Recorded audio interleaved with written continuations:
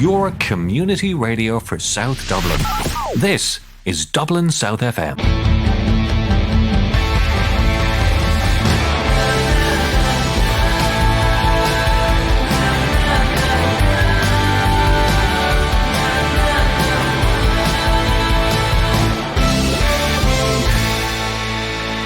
Welcome to Business Eye on this Friday afternoon. I would normally say a beautiful Friday afternoon, but it's raining. It's raining. And I'm feeling a little bit sad as well because my co-host, Simon, is not here with me today.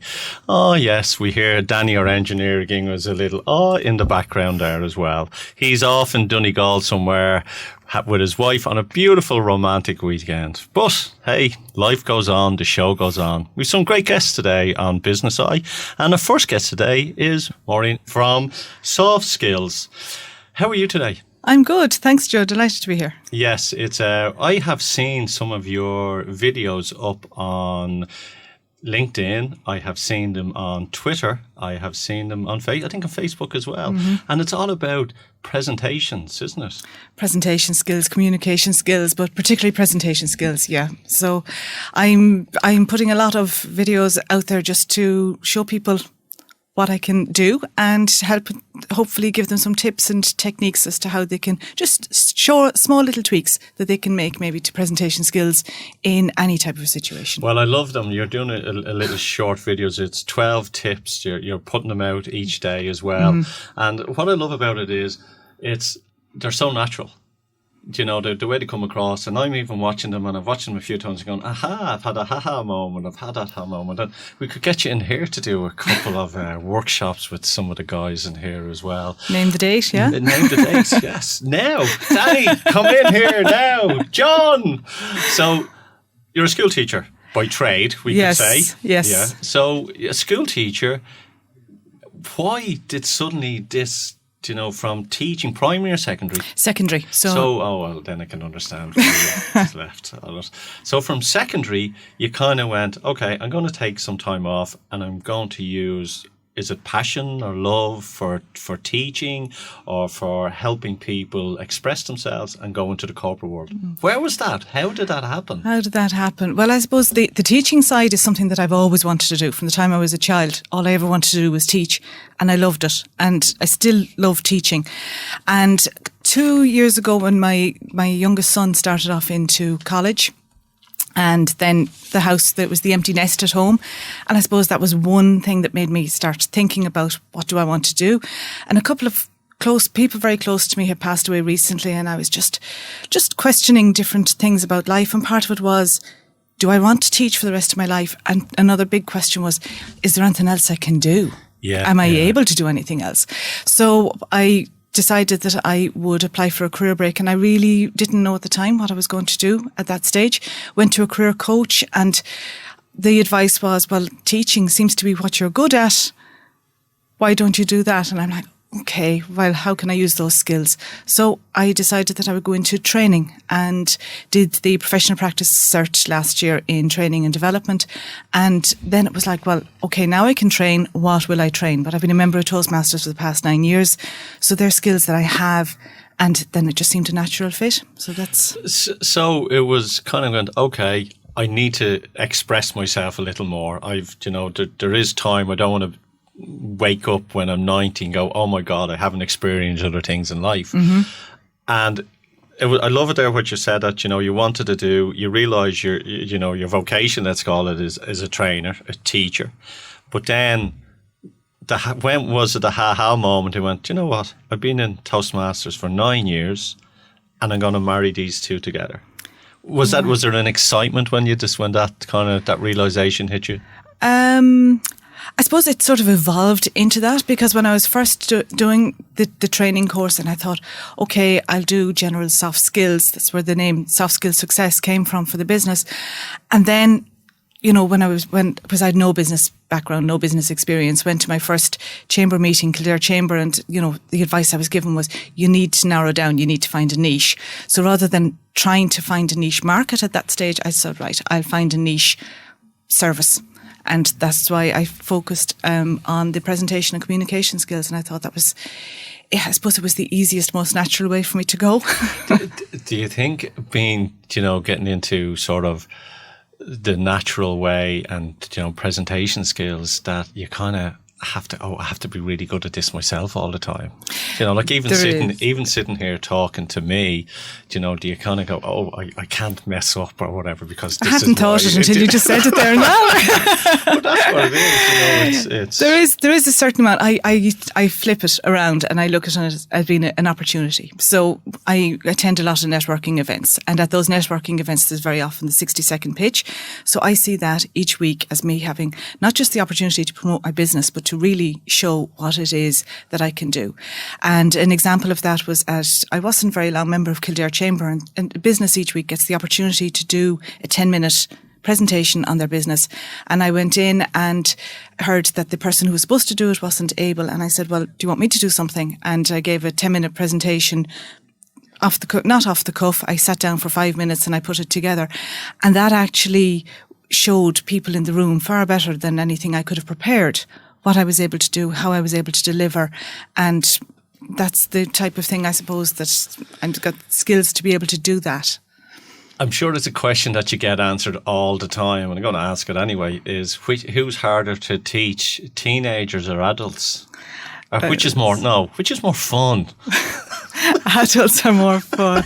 I was delivering a networking masterclass yesterday for the National Women's and Enterprise Day in the Curragh in Kildare, and I loved every second of it. It was a 45-minute workshop. Time was running over, so I had to cut it back. I cut it back to about 35 minutes, and I was just loving every second of it because the ladies that were there were literally on the edge of their seat listening to what I'm saying. You try teaching teenage boys Irish and French, you don't quite get the same level of attention. No, there's they're not hanging on every word. Oh my God! Listen to teacher. I would say that the adults respect, I think, which comes in. There's a certain level of appreciation. Very often from students, they don't realise until after they've left school that the effort that teachers are putting in and that it was genuinely for their good and that they weren't on their case all the time for the sake of just being on their case. Yeah. But I suppose adults are there and they appreciate it much more. Do you cringe sometimes when you go to, networking meetings or events and you hear people speaking? Or are you always judging when someone is speaking out, I could have done that better, they could have done that? Do you know what I'm trying to get at? I know what you're saying. Yeah. It's not the cringing, definitely not the cringing and not the judging, but sometimes you just think just a little tweak would just make a difference there. And sometimes that can be in sitting down, having a one-to-one with someone afterwards. I might just give a little suggestion and that is enough to sort of change. Is it ever a case then of the suggestion that you'd ever said to someone, no, not for you? It's stage is not for you. Have you ever, it's being honest with someone, isn't it really? Have you, no, not for you. No. I think you can tailor the way that the presentation is given depending on the person that's there. And for some people, it could be that they need to read all of their presentation out because they're just too nervous to stand and to be able to deliver it without notes. So then there's a way that you can manage that as well so that they can still try to keep eye contact with the audience by, there are different tips that you can use there. So if the writing is in large font and it's only taking half the page, it means that their head isn't dropping down so that the illusion is created of eye contact. Yeah. So that's Isn't it eye contact, I think, is the most crucial thing. I always, when I'm at an event or if I'm speaking at an event, I try to make contact with everybody in the audience because that is the human connection on it. PowerPoint, do you believe in PowerPoint? Do you disagree with PowerPoint or how it is used? The PowerPoint gets very bad press, very bad name, and it is the one thing that the most common question that people ask me on social media is about PowerPoint and use of PowerPoint. And an awful lot of people mistake the word presentation and doing a presentation with a PowerPoint. The two are almost interlinked as being the same thing. The first question that needs to be asked is, do you need PowerPoint? Yeah. That's first and foremost. If somebody's speech, the presentation is very much story-based, then they're going to lose that connection by having PowerPoint. Because even if it's just a picture in the background, people's attention are drawn to that. If you think when you're in the pub, even if the TV is down, it's over someone's shoulder that you're going to be watching all the time. So first and foremost is, do you need PowerPoint? Do some people use it as a crutch? Absolutely. Yeah. And you have people who say, oh, I need it for my notes, or that they want to give extra information to the audience. And if you're giving extra information to the audience on a PowerPoint, it means people are reading what's there behind you and they're not paying attention to what you're saying. So give it in a handout instead. Yeah, I remember when PowerPoint came out, and it was the beginning of PowerPoint. And I remember creating my first PowerPoint. I still have it actually at home. 89 slides. And I realised that it was the whole course that I had put on. This has gone back, 19 years ago. So that's when PowerPoint probably was coming out. And I remember creating this on these slides, and I was kind of going, oh my God. And I'm looking back now and laughing. If I do use it now, I only use images. Yeah. And the images, because it's the visual part of it, where people, when you're thinking, and they might go, aha, the haha moment. I've seen people, myself, talk, and they have the slides and they're looking back at the slides to sort of read what's on it as well. So it's that tweak on it. Yeah, the PowerPoint, the key thing I'd say, does it help the audience better understand or better remember what you're saying? And if it doesn't, then you don't need it. Lose it. Yeah, lose it on absolutely. What about dress? Should someone dress in a certain way, or is it just... I know it's an unusual question. Yeah, I think you need to show respect for the audience. Yeah. And there's a guideline that's out there that you should dress one level up from your audience. So I suppose the thing is, it's bearing in mind who your audience are, what's going to be an appropriate dress code for them. You had your guest in here last week who was talking about dress and corporate dress and all of that, and what's suitable. Yes. Yeah. So, it's the same thing there. If you want people to connect with you and to listen to you, they have to see themselves in the words that you're using and the way that you dress. Yeah, and it's how you want people to perceive you. They want to see you as, professional, or do you want to see you as a messer? I think there is that line, and it's people want to do business with people that influence them. Absolutely, or want to be like you, or whatever it is as well. What would you say are the tips that someone who is starting off and they're not too sure on what they're doing and want to have a better insight onto it? Into talking in general. First thing, always, who is the audience that are going to be listening to you? What audience are you going to be speaking to? So whether it's at a networking event and you're doing a presentation that's there, whether it's to clients that you're doing a presentation, if it is, we'll say, an internal presentation that you're doing, who are the audience? What information do they have already? What information do they need to know? And just the minimum of what they need to know, because we feel we have to give information overload. People feel, I've got so much to say on this and need to tell everything. People don't remember it. That's great. Look, we're going to take a quick break and we'll be right back. I'm going to ask you a few questions on about overload. Your community radio for South Dublin. This is Dublin South FM. Hello, folks. Welcome back. We're talking about presentation skills, and I have a list of questions here that's buzzing through my mind, because I always want to be the best of the best as what I can be. And I want to find out, what are the do's and don'ts that people need to know or should do as well. And we were talking that before the break. Give us some more tips then, what people should do or not do. Okay, well, I suppose I had said about thinking about your audience and about not having too much information. So then try to have what your key message is. So what do you want the audience to take away, one sentence, what at the end of your talk that they're going to know?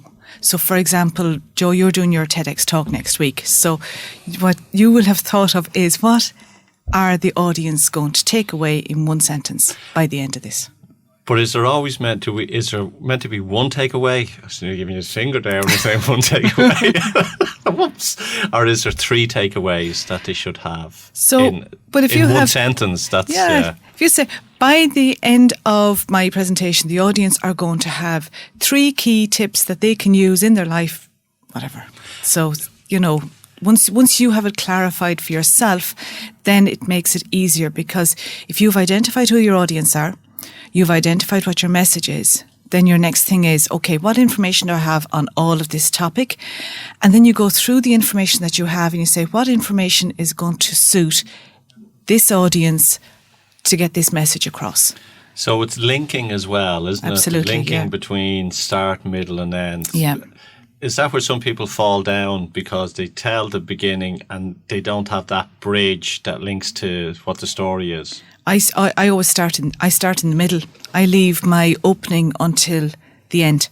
So I try to have 3 points in what it is that you're saying, because our minds like patterns, and 3 is the smallest number that you can use to have a pattern. So it's good. It's easy then. It gives clear structure to what you're saying to help you remember it. It gives clear structure to the audience so that they know exactly what it is that you're saying. So the body of it broken into the 3 parts.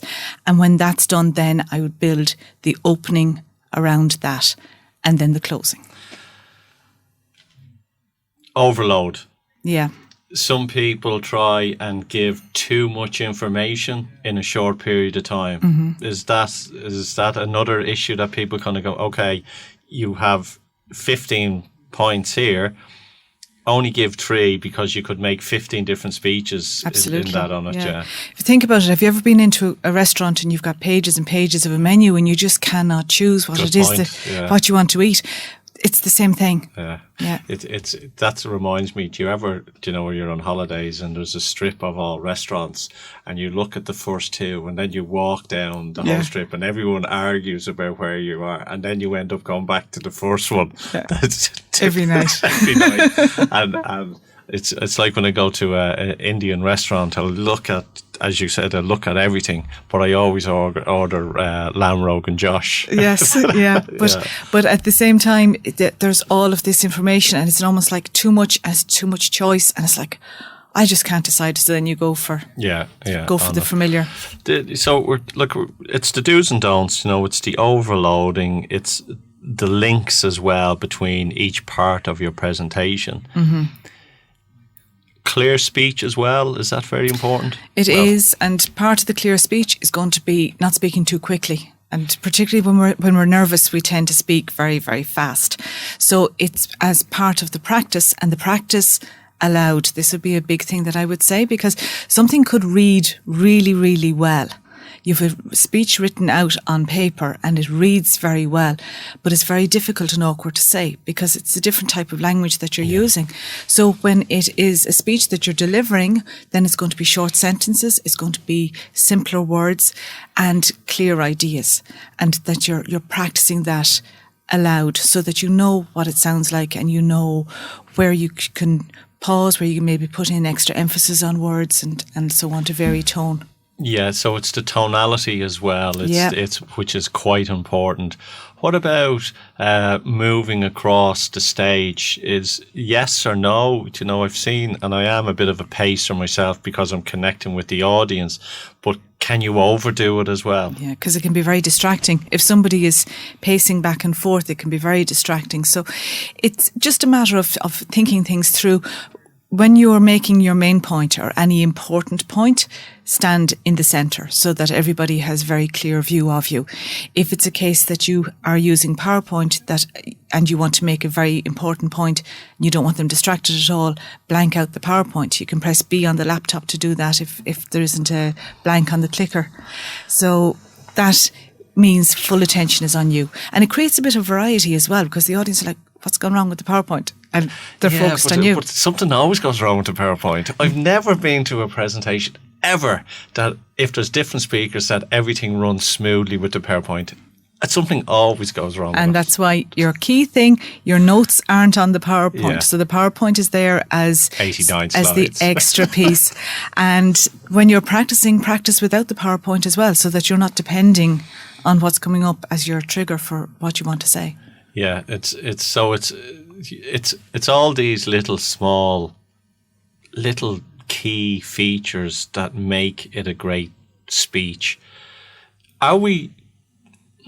Do we try and woo the audience for a clap, or are we trying to do it for them to have that ha-ha moment themselves? Like, is it, like click applause or inspirational?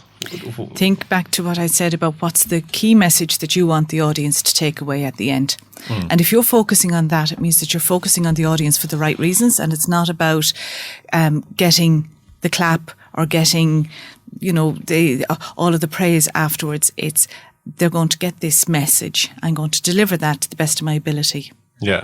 The one thing that I find is why you need to practice it is because as you're talking, that thought can pop into your head and go, oh my God, that's a great idea. And you say it, but you have nothing to back it up at the end and you get thrown, where those thoughts that come in, you have to push them out and focus on your message all the time on it. It depends on the type of situation and the type of, sometimes you might have a loose idea, a loose plan of where you're going with the talk that you're going to be delivering. And sometimes it's a much more structured type of situation. So if it's structured, I would keep to the structure unless you're very confident that you're going to be able to work it in and weave it in naturally to what it is you're saying, rather than going off on a tangent and leaving people wondering, what was that all about? Harder for a long hour speech or a 5-minute speech? Oh, 5 minutes, no doubt. No doubt. Yesterday I was planning for 45 minutes, but I had enough leeway in it to say, right, I can chop this out if need be. It was part of the interactive part of it. But you've got much more flexibility. You can go do your little sidetracks a little bit. There were examples that I thought of yesterday on the spot that I was able to bring in because it wasn't a formal speech. Whereas 5 minutes, you really have to be very exact. Yeah, you have to, yeah, because that's what's happening with myself with the TEDx I think it's about 5 to 8 minutes. So it's really learning to condense it's something down. We can talk about something for 10 minutes, or we can try and get that down into 1 minute so we can tell people the rest of the story. So that's what I'm finding very, very interesting as well on it. So what's the future? What is the future for yourself? Where does where do you see it all going? I have no idea because this time last year I didn't even think I was going to be setting up a business. Yeah. So it's actually very difficult to know and to see, but at the moment I am absolutely loving what it is that I'm doing. I'm loving working with people, whether it's one-to-one or in workshops or in larger situations, in-house situations. So I'm loving that. I'm loving the challenge of it, and we'll see where it takes me. Passion, totally driven. Yeah, totally. Yeah. No, that it's wonderful to be able to be doing what you're doing and just think, yeah, I'm really loving this. What fear holds you? What fear holds me? In this whole process? I'm just trying to think of that now. I can't think of any fear which is not sort of saying I'm fearless, but nothing springs to mind at the moment. I have pushed myself further since leaving teaching than I ever thought possible. So the more you push yourself, the more you realise, do you know what, I can do this? And if I don't and it doesn't work out, so what? I tried. It's like we were speaking there before we came on air about, sales, marketing and business and how people to grow. And I've learned myself over the years that it's all about self-confidence. It's all about self-belief. It's all about self-worth. And I think there's a stage, like I read somewhere that the biggest fear that people have in life is standing on stage and talking to people. I'm blessed in a way. I never had that. Neighbours of mine used to look in through the window when I was a kid and used to be dancing in the kitchen with a sweetening brush, and singing. I know I'm a rubbish singer, but I like entertaining, you know. But I was shocked at the biggest fear people have is public speaking. That's a misquoted statistic. Yeah, it is a misquoted statistic. Yeah, it was, and that's a whole other day's. It's a whole other day's discussion. As one of the points that I make to people with regard to using statistics in speeches and all that, to back them up and to check them and to make sure, because it's all over the place. People fear it more than death, but when you actually go and dig deep into it, people were given a list of fears. Apparently, I'm not 100% sure on the facts of this. They were given a list of fears, but there were things like drowning and death, but there were whole variations of death, and public speaking was one of them. So then it's like the 10,000 hours, coming an expert. That theory is based on, I think it was violinists or people playing the piano, but all these people were ahead of their game already. And then they got them to spend 10,000 hours, which then brought them to the next level. And it's that again, as it's, hang on, it's not really, 10,000 hours makes you an expert. If you had someone who could never run, 10,000 hours wouldn't make them an Olympic runner. Exactly. So it's interesting on that. On it, but you said it there as well. Facts. We talk an awful lot about fake news. Mm-hmm. Do people need to really back up the statements that they're making, or can they get away with it nowadays? I don't think you can get away with anything nowadays, because if you throw out a statistic, someone can look it up on their phone, before you finished your sentence, they will know, and it's your credibility that's at stake. Yeah. So if you give a fact that's incorrect and you're stating it as being fact, then people are sort of saying, well, they don't really know what they're talking about. The world is ending. No, it's not, you liar. Yes, it is, I believe it. That's another day's story. Yeah, exactly. So tonight you are at an award ceremony. Yes. Yeah, tell us a little bit about that. So South Dublin Chamber Award, I'm a member of South Dublin Chamber and Kildare Chamber, and their South Dublin County Awards are on tonight in City West Hotel. So I have been fortunate enough to be shortlisted in 2 categories, so for the best networker and best startup business. Best networker. Yeah. That's impressive, isn't it? It's a lot of bad coffee. Yeah, a lot of bad coffee. 3 or 4 cups of coffees a day. Yes. On it. So that's it. You also some workshops as well coming up on presentations. So particularly on the next workshop that I'm running is on the 60-second networking pitch, because networking is a huge part for people going out and promoting their business and getting their business known. And a lot of people actually hate the 60-second networking pitch. So this workshop is specifically for that, and it gives the tools and a whole technique as to how to put together a range of pitches, not just one, so that they will go away being able to deliver a different pitch every week. Where is that on? That is on in the West Grove Hotel in Clane on Tuesday, the 12th of November. The tickets are on my website. And if someone wants to reach you on LinkedIn, where can they get you on LinkedIn? So LinkedIn, Maureen McCowen. I'm all over social media. So my videos that you mentioned there, I'm putting them up on social media, but they're also available on YouTube under the Soft Skills Success, the website softskillsuccess.ie, and you can follow the page on Facebook, Twitter. I'm Maureen McCowen, and I've just recently got into Instagram as well. So I need to pull back on all this social media. But yeah, they can blow you up. And an email address if someone wanted to reach out to you. Maureen at softskillsuccess.ie. Maureen, it's been a pleasure having you on to Business Eye. Simon would have loved to be here to get all the notes and all the information as well. I'm a great half hour. Loved it. Loved it. Thanks a million. And look, I wish you all the best in the future. Thanks a million, Joe. And talk to you soon. Right. Thank you. Broadcasting to South Dublin on 93.9. This is Dublin South FM. And welcome back to Business Eye. We have our second guest in today, and it's Robert Massey. Robert is one of the directors of Massey Brothers Funeral Home. people, I tell you, it's an unusual conversation to have on Business Eye. But as we know, funeral directors run businesses. And when we do think of a funeral home, we think of, unfortunately, death. We think of sadness. But would it be not better to think of it as a celebration of someone's life? So, Robert, how are you? How you doing, Joe? Thanks for having me. I'm doing great, thank God.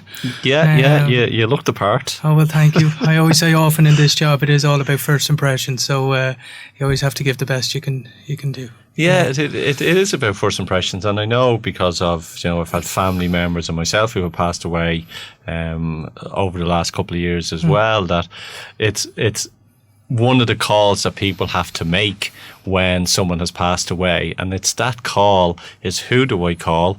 And it's, what is the reception that I'm going to get on that as well? Because the mental stage that's gone through someone's head to call yourselves because of the death or the passing of a loved one needs to be sort of, okay, oh my God, I'm calling this because this is the end result on it. So, in saying that, you mentioned to me there that it is a celebration of, it's the person's celebration life. Is that the attitude or the mission statement that you have yourselves? Indeed. So honouring life is actually our mission statement, Joe. And again, honouring every aspect of that person's life. So doing your very best to highlight what makes each and every one of us individuals and makes us special. So again, whether that's down to hobbies, colours, flowers, music, we try and bring out all these aspects within the funeral arrangement process. But as you say, like making that first call to a funeral director is a harrowing thing. It's a very difficult thing for the person who has lost someone. And again, they're very vulnerable at that stage. So the most important thing for us, the funeral director, is to instill confidence in yourself that you are the right person to look after these people, that you will make sure every avenue is looked after, every part of the process is looked after. And that's what we do as funeral directors. We, from the moment that call is made, we look after everything. We take over, whether it's designing the service, arranging where the funeral will be taking place, arranging the afters where the funeral is going back to, arranging the music, the flowers, everything. But as a business, it's check and balances as a business, and how many funeral parlours do you have at the moment? So in Dublin City, we have 9 funeral homes around the city, and they kind of vary from north to south, from Blackrock to Temple Oak to Clondalkin to Finglas. So there's a lot of spinning plates there.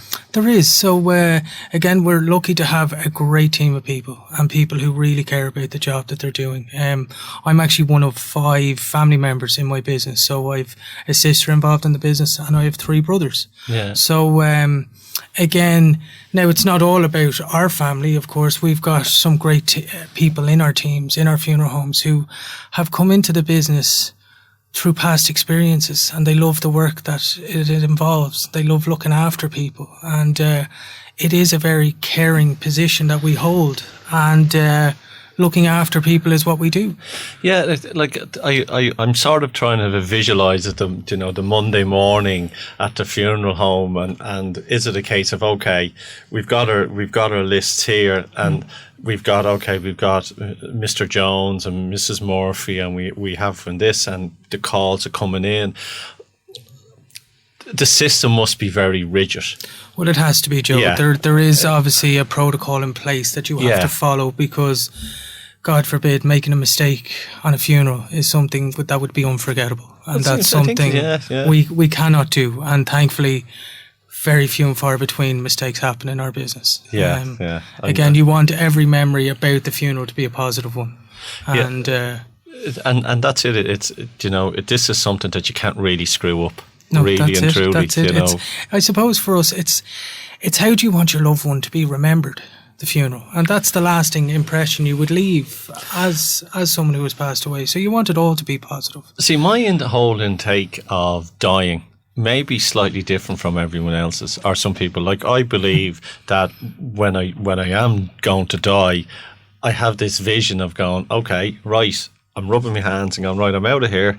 I'm going up to see what this was all about. Yeah. That's I honestly believe that for me it's not the end. It's only moving on to somewhere else. And the people that are behind are the ones that will feel the sadness because of my loss. And again, they mightn't feel my loss. Depends who's out there. I'm sure Danny, they will, our engineer, Joe. mightn't I'm feel sure any they loss will, if Joe. I'm gone.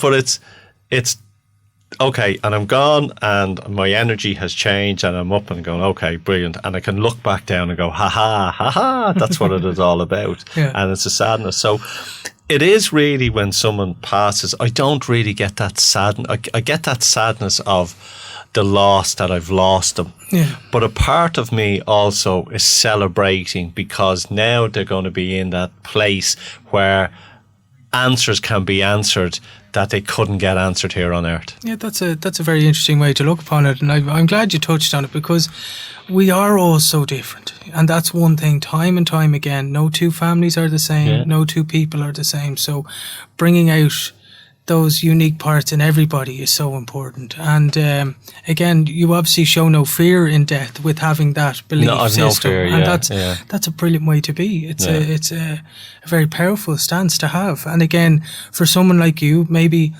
it would suit you because there's a lot of people out there now who are planning their own funerals. Because again, their beliefs may have changed, or their wants may have changed, or maybe they've come separated from loved ones and families, and they haven't necessarily put their wishes down on paper. So that's something we're doing quite a lot of at the moment, is planning people's funerals well ahead of their time. That's taught you. Yeah, there you go. you could make a really interesting funeral, Joe. Do you do elephants? Have you got elephants on your list? There's no such thing as no in our business, Joe. That's for sure. The big thing that I'm fascinated at as well is these pods now that you can get yourself put into where a tree can grow out of. Yeah. Are they happening in Ireland at the moment, or is that just something that hasn't reached here yet? No, it has. It has reached here. And again, people are slow to try new things. There's all sorts of options available to people, whether you can get your ashes put into a firework if you like, and really? you can let that firework off into the sky and away you go. But there's options where people would go out and rent a boat and take their ashes out into the middle of the sea. And so again, it's just whether or not you're open to that, or whether I often find whether you're asking the right questions, but more so whether we're asking the right questions as the funeral director and not following a set script all the time. It's really bespoke, isn't it? No, it is, because like 10, 15 years ago, Joe, every funeral would have been more or less the same. They followed the same process. They followed the same pattern. They went to the funeral home. They went to the church that evening, church the following morning, and on to the cemetery. But that's happening less and less as time goes on. People are moving away from those secular funerals and those religious funerals, and they're doing more celebrations in different venues. Yeah, so that's I wouldn't say that's the driving factor. Of course, burial space has become quite expensive in certain areas in Dublin, and cremation is an affordable option. But then again, some people have a fear of burial, and don't have a fear of the cremation. Like going back to the 1800s, late 1900s or early 1900s, people were buried with bells attached to their fingers. Just in case. And again, just in case they woke up. You know the stories about the scratching. And, so those fears are still very much so alive in a lot of traditional people. So again, one way to move away from that is to be cremated. Yeah, I'm fear of waking up, but you can burn me alive. God. But it's one of the old traditions as well. It's probably phasing out is the horses. Yes. Is there still? We still have horses. So again, and it's not as popular as it was even 10 years ago, and they are more of a traditional. They are related to the traditional funeral type, but again, listen, we have a motorbike hearse, we have a motor hearse, we have the horses. So again, it's trying to give every walk of life that option that they lived by. There's still inner city, Dublin 8. We have couple of branches around that way, and the horses are still very popular. You see them around Guinness's, you see them around Stephen's Green, and it's like I know even wakes, are more. popular down the country than they are in Dublin as well. So and I think everything is evolving. Well, I think people are evolving, people are changing, and I'd like to see, people are looking at death in a different way, and hopefully, a lot of people look at death the way I look at death, because it's a better way to have it than that gripping of sadness. But say with the person that has passed away and the loved one that has been left behind, and I know of from people that have gone to bereavement counselling and they haven't got much from it. Okay. They felt that it was missing and it was lacking something. And is it something that is evolving, or is it something that you offer as well as part of your service, is that bereavement counselling that help those people get on and live their lives? Well, I think as an Irish culture, we're quite proud people, we're quite private people, so a lot of people like to grieve in their own way. But yes, I do think it's very important. We have 2 counsellors who work for a company, and again, in the event that people want someone to talk to, we would suggest these people. Again, it can be quite a emotional experience, so it's very important to us that we're putting the right people in front of them. But each to their own. Everyone is different, and again, what might suit me might not suit you. So I would always just encourage people to talk to people after the bereavement. Ask for help. Don't be scared of asking for help. Yeah, talk is the biggest issue, isn't it? It is, and I do think, and I do think just culturally we're strong people, and we don't feel that that's something that would be welcomed. But statistics, is it a fact or fiction that someone who passes away, their partners, a lot die within that first year of them passing away?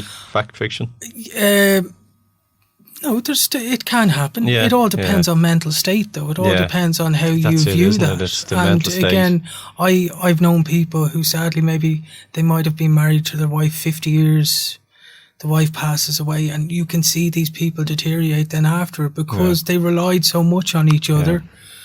They would see it as a long life is it's a happy, loving relationship, and they're the people that live the longest. Yeah. It is, Like my mother-in-law sadly passed away just nearly 3 years ago, and the impact it's had on Jimmy, my father-in-law, it's amazing the love that they had, but he's very clear on and that he will see her again, but he feels honouring her every day and going to see her every day, that's part of his process. And it's about caring, isn't it? For yourselves as a business, it's about really caring on it. Oh, that's it. Look, if people want to find out more about the counselling that you have, or to find out about the services that you've offered, where can they reach out to you? All the information is on our website, so www.masseybros.com. And again, I'd be happy to answer any questions. My email address is robert@masseybros.com. And Robert, you're on LinkedIn as well? I am on LinkedIn, yeah. That's where we connected. That's it, indeed, Joe. And God, I'd even, my own mobile number is, again, it's all over the internet, so people can reach out to my phone and just ask the questions. And again, it's always, to me, it's important that maybe we do have the conversation first. So I would know maybe who is the right person for them. But Anam Cara is a great group of bereavement counsellors. They, in my opinion, they deal a lot with kind of child deaths and stuff like that. It's very important. Robert, we're going to wrap it up there. Thank you very much for coming on to Business Eye. It's as I say, it's a business worth investigating, as they say. Thank you very much. Take care. Thanks for having us. Your community radio for South Dublin.